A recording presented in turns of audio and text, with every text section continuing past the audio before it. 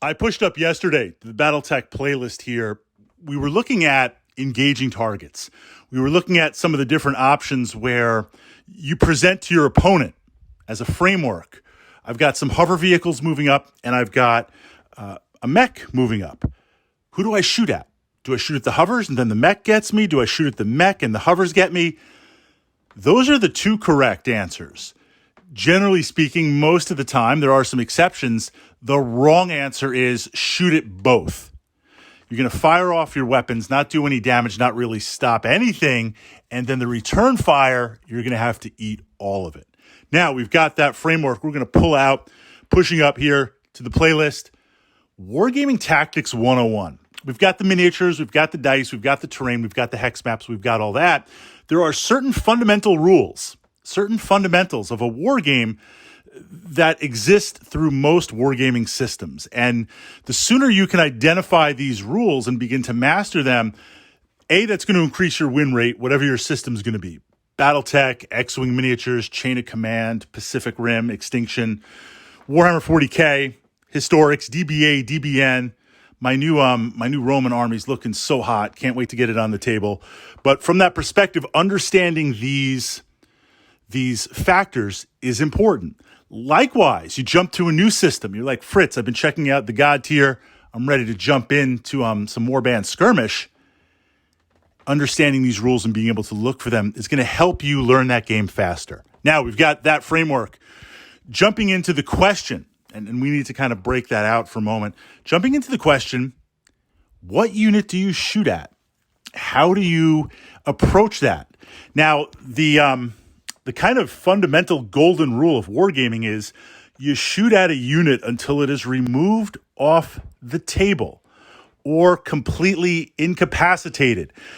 Obviously, getting removed off the table is one thing. Incapacitated, an example of that would be in Battletech, and I'm just kind of frameworking some of the wargaming systems that I play, just to give examples if you play them yourselves or if not, to understand.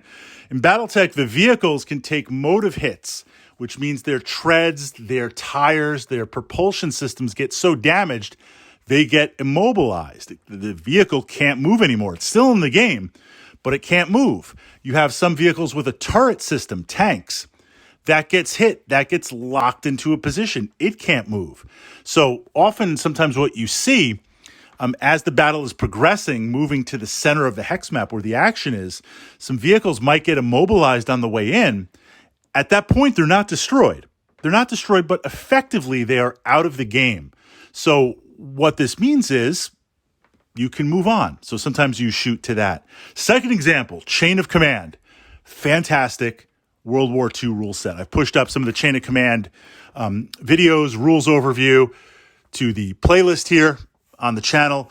Chain of Command, the rule set is so good. I mean, it is World War II. It is so good, you can proxy other miniatures. I regularly proxy my 40K Space Marine and Chaos miniatures to play. It's just an amazing, amazing rule set. It's kind of like what combat should be. So I say that because one of the elements of Chain of Command is as a unit comes under fire, there's two aspects to it. The first is kills, right? You remove miniatures.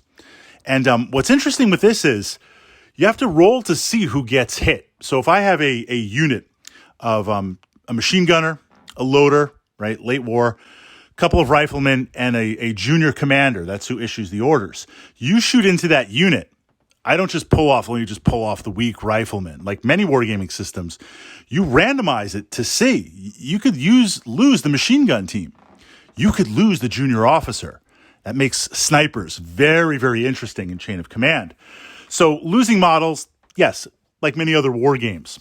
But the interesting thing about Chain of Command is units also take shock, which are little counters or pegs that you can put near the unit. You could record it off board, but sometimes it's easy to see on board. And what that represents is just their heads are down, they've taken some damage, they don't know what to do, which means they're still in the game. But next turn, They don't shoot as well. They can't move as well. They might be pinned. They're inoperable. You have to spend command points or issuing orders from your junior or senior commanders to remove that shock to get them back in the game.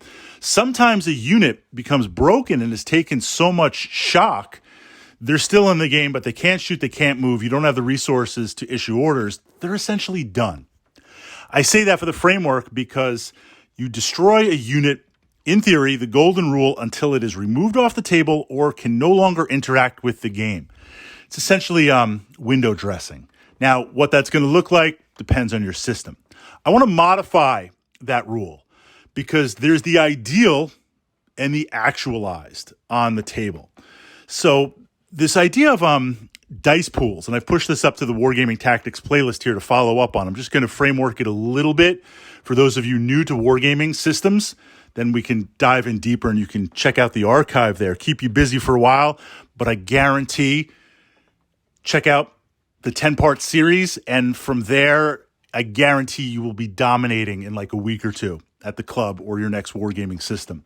So from that perspective, that's the idealized. The actual is, look, I'm taking losses. I can't be everywhere that I am. This idea of dice pools. In order to make something happen in a wargaming system, I need to have a favorable outcome of dice. And I'm going to simplify it a little bit here. Often what we see in wargaming systems is how many shots can I generate? Okay, I've got 5 riflemen, 1 dice each.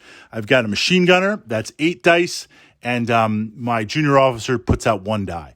I take all those dice and I roll them. And depending on the unit, I hits on 3s, 4s, 5s. Are they veterans? Are they replacements? Are they junior units? But all the dice to shoot, when I roll them, then it's a smaller pool. I'm not at a favorable outcome yet.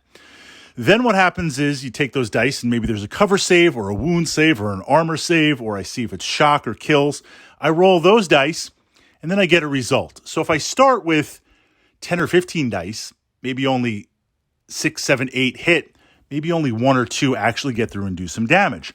It's a dice pool, a collection. The dice get smaller and smaller and smaller. So what this means is at some point, as you take losses, your unit will not be able to generate enough dice for that primary dice pool to do something. If I've got my squad, late war, start of the game, I've got 10 riflemen, I've got a machine gunner, and I've got a loader. I've got a junior officer. That, as I take losses, let's say I'm now down to a junior officer and 2 riflemen. I don't even have the machine gun pumping out 8 dice. I've got 2 riflemen. That's 2 shots at full range, and I'm 1 shot for the officer at medium range. 3 dice. I roll 3 dice. 2 hit if I roll legendary. 1 hits. On average, I roll for damage or effects. It's either 1 if I'm lucky or none. What this means is the unit that I have, it can't generate the dice pool required to effectively interact with the game by causing losses. So sometimes you shoot a unit to the point where it can't take any more damage. It really can't put anything out, so you can effectively ignore it. Now, where this changes, of course, depends on the mission a little bit. Sometimes you have missions where you have to hold an objective or you have to be somewhere on the table. And, even if there's 1 model left, well, technically I'm holding the point. That's a little bit different. At that point, you need to wipe out the unit. But in exploring this idea, yes, the idealized is I shoot at a unit, I attack a unit, I blast a unit until it's done and out. But once I bring that unit down to a place where it can't generate enough dice to reliably remove models, then that's almost or as good, depending on the system.